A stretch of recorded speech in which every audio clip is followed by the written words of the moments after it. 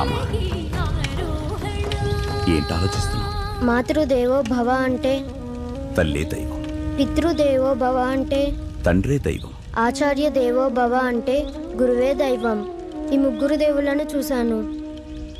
ఆ అసలైన దేవుణ్ణి ఎప్పుడు చూస్తాను?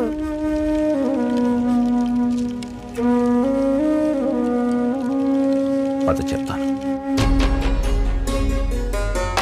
ఈ సృష్టి ఒక ఆట. ఆ ఆటకు మూలం ఈ ఆట. ఈ పావులు జీవులు, ఈ పాచికలు కర్మలు.